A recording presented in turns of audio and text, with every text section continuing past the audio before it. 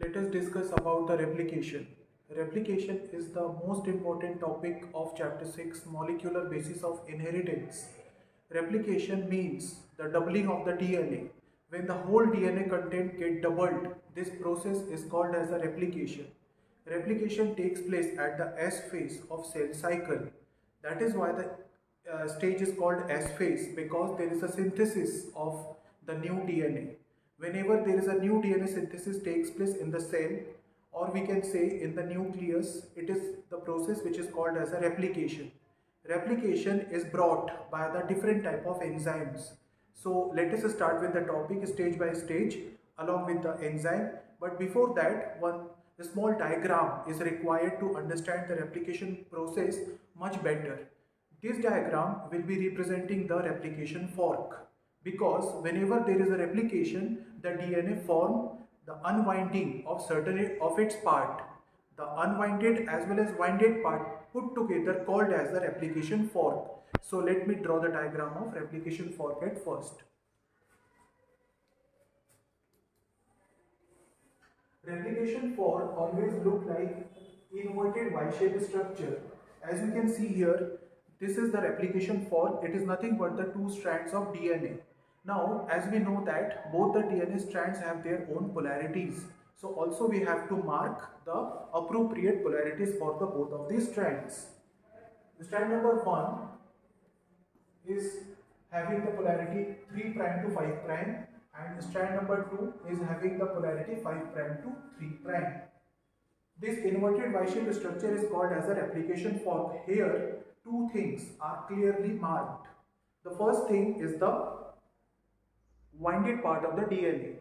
The DNA which is still winded is still connected together, whereas the second point is the unwinded part of the DNA.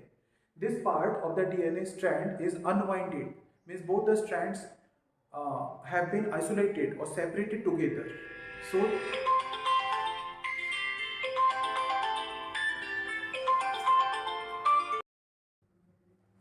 as you can see in the second part of the replication fork, it is the unwinded part.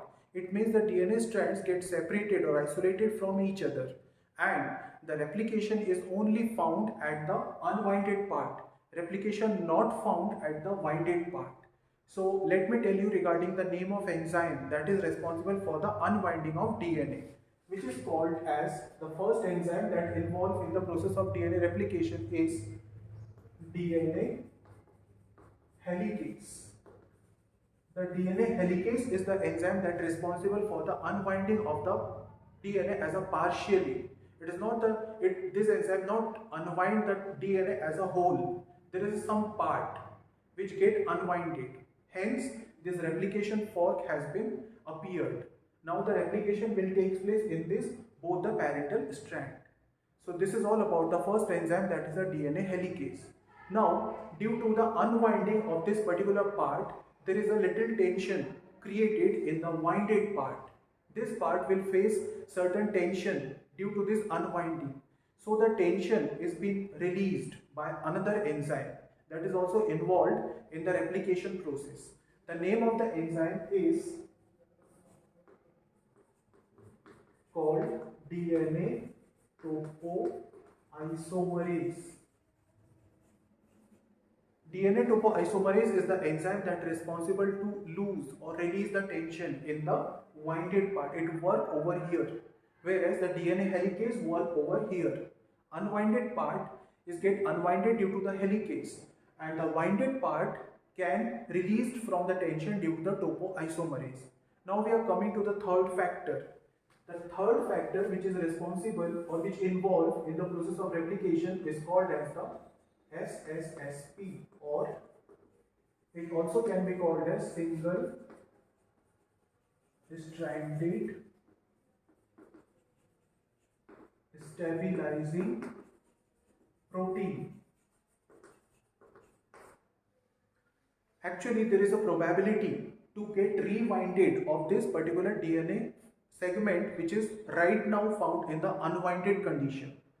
Now, if suppose these two strands or the particular DNA part again get winded, the scope of replication will be get over. There will be no replication found in the case of winding.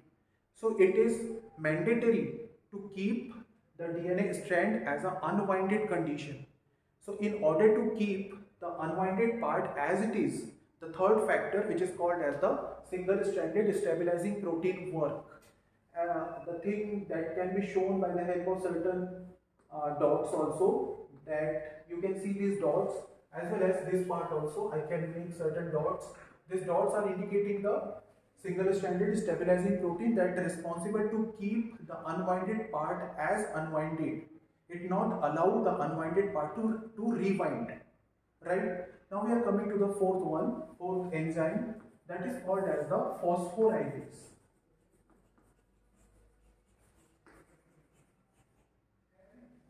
You know what is the thing that is the most important thing for the replication?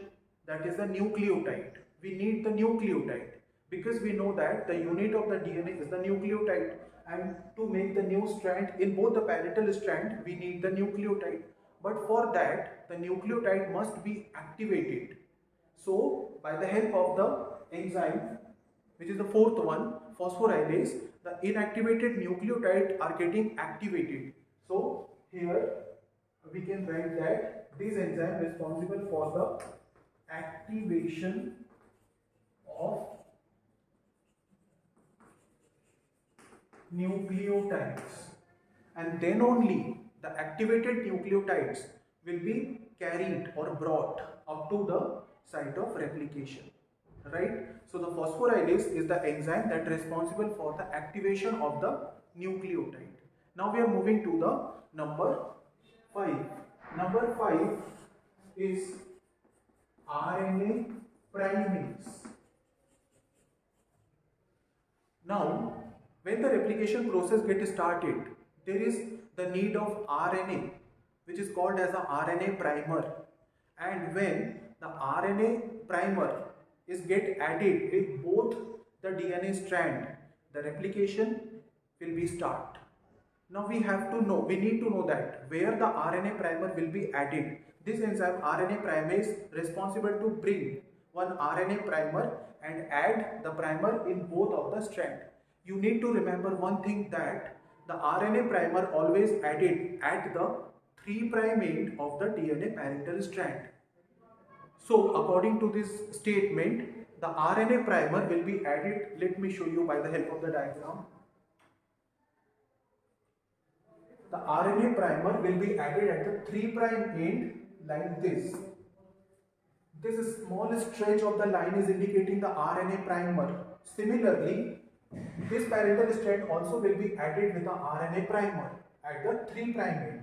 So 3' end is located at this point, but the RNA primer cannot be added at this particular point because the DNA strands are winded over here. So that is why the RNA primer will be added here. So this small stretch is indicating the RNA primer. This is not the DNA, this is the RNA primer.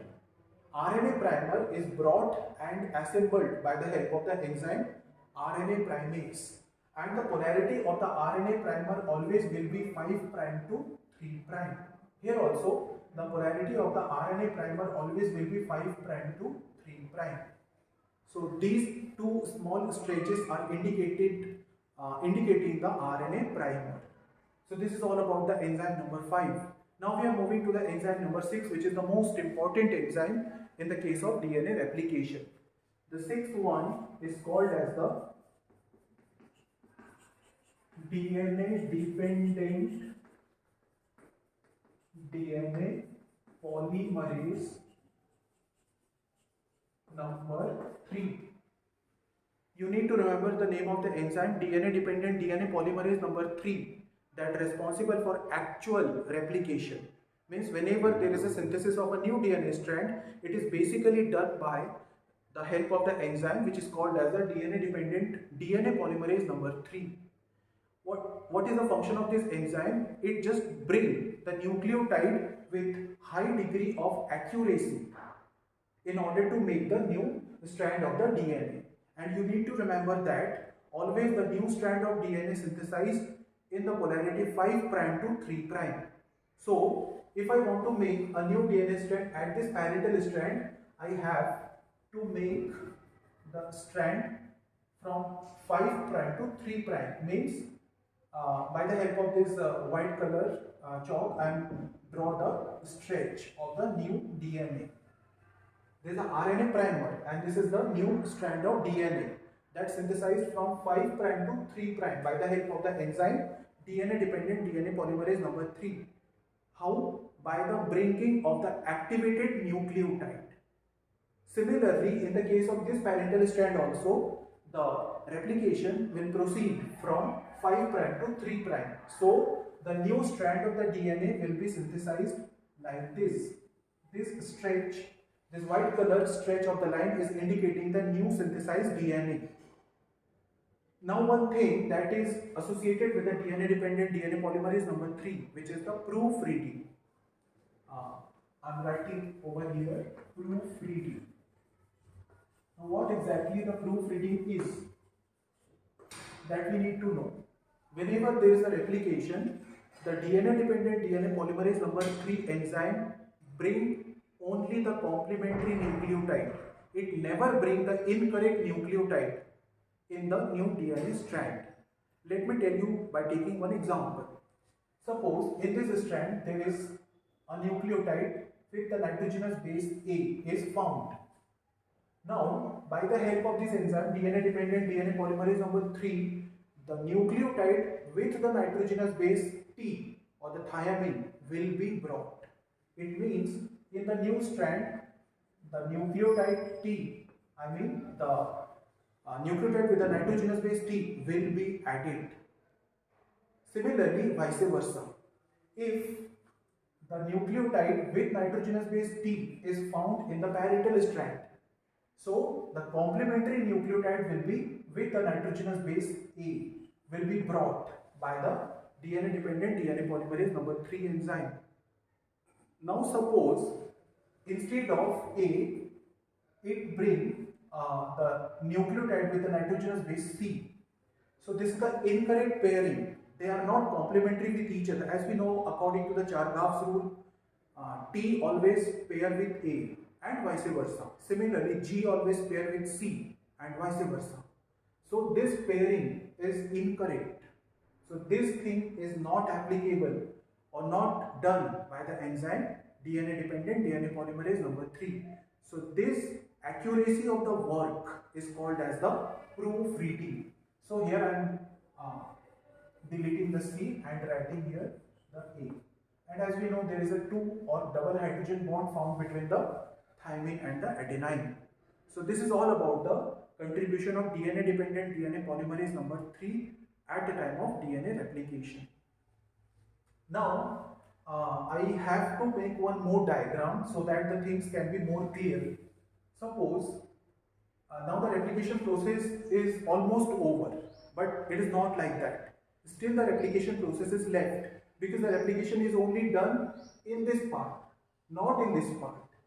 So the replication has to be carried forward for the winded part. So that is why let me draw one more diagram of the replication form.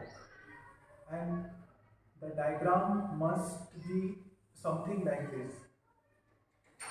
As you can see that in this diagram, the unwinded part of the DNA is little longer as compared to the diagram number 1. In the diagram number 2, the unwinded part is little longer. So why it is so? Because the unwinding is done by the enzyme DNA helicase, and the unwinding process is carried forward toward the upper direction. So that is why the little more part is now get unwinded. Now this strand with the polarity 3 to 5 prime, and this strand with the polarity 5 to 3 prime, and as earlier we have already made the RNA primer at the 3 prime end of the parental strand and RNA primer at the 3 prime end of the parental strand. This is the first diagram that I am drawing over here as copy, and this particular part has been unwinded after the complete replication. This particular part unwinded later on. after the replication is completed. Now, this white stretch is indicating the DNA strand which is recently produced. This white stretch on this strand again indicating the DNA strand which is recently produced from the 5' to 3' polarity, and it is also from the 5' to 3' polarity. Now the replication has to be done in this part. Now this enzyme, DNA dependent DNA polymerase number 3, will continuously synthesize the new strand of DNA till the origin of replication or ORI in this parental strand. But as we know that the replication process proceeds from 5' to 3'. So the polarity 5' to 3' is allowing for the further replication of new strand. But in the case of this parental strand, the replication is not allowed because the polarity 5' to 3' orient toward the downward direction. So that is why one more RNA primer will be formed at the 3' end of parental DNA strand, and the polarity of this RNA primer will be 5 to 3'. Now this particular part will be replicated by the help of this DNA dependent DNA polymerase number 3 enzyme. So by this way we have seen that if the RNA primer is associated at the 3' end of strand number 1, the replication process is proceed in a continuation. But if the RNA primer is located in the strand number 2, the replication becomes discontinuous, because at every time a new RNA primer is required. When this particular part gets unwinded, again in this strand the new DNA will be synthesized continuously. But in this strand a new RNA primer will be formed. Then only the replication will be carried forward. So that is why this strand or this DNA strand is called as the discontinuous synthesis strand, and this strand is called as the continuous synthesis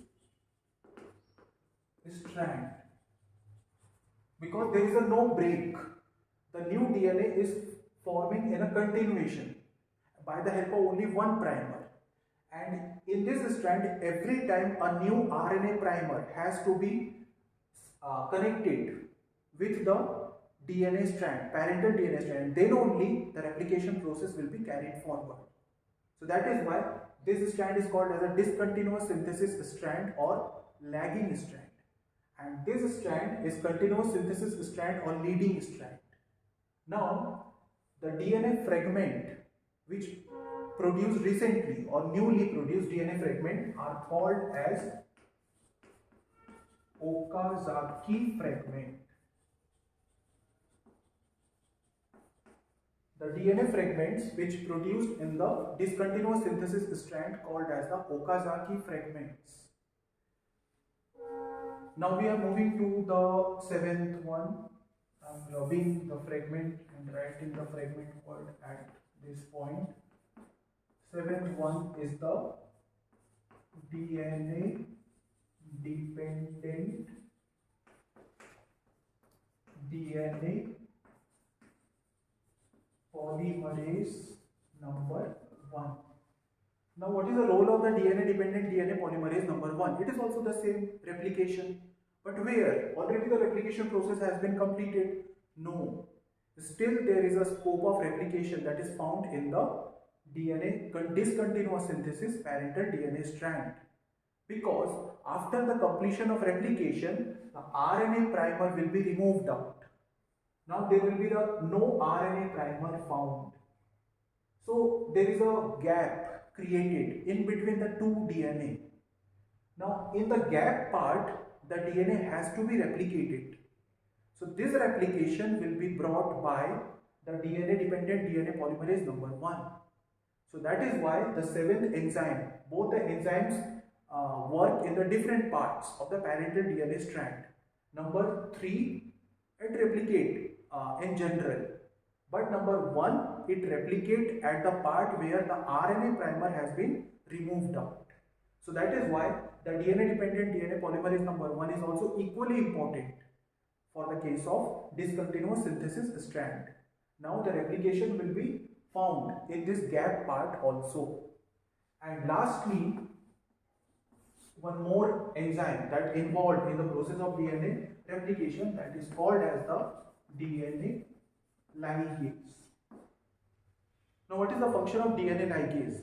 As we know that in the discontinuous synthesis strand, every time a new RNA primer required, and then only the replication process can be carried forward from 5 to 3 prime. But there is a gap, there is a discontinuation. The fragments are still not connected to each other. Okazaki fragments are still not linked with each other. So that is why they has to be connected together. They have to be linked together. So in order to link the Okazaki fragment together, the 8th one, that is a DNA ligase enzyme work. DNA ligase is the enzyme that is responsible to link the Okazaki fragments or the fragment of new DNA which synthesized in the discontinuous parental DNA strand. So this is all about the replication of the DNA, which is one important topic. Replication means the DNA, whole quantity of the DNA get doubled. This event takes place in the S phase of cell cycle. Several enzymes involved in the process of DNA replication.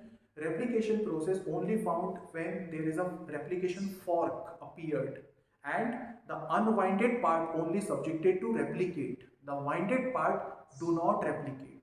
The unwinded part replicate by the help of the enzyme DNA dependent DNA polymerase number 3. But it is initiated by the RNA primer.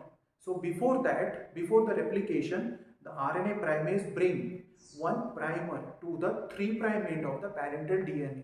Then only the replication process will be start. So I hope the topic DNA replication is very much clear to you. Thank you for watching.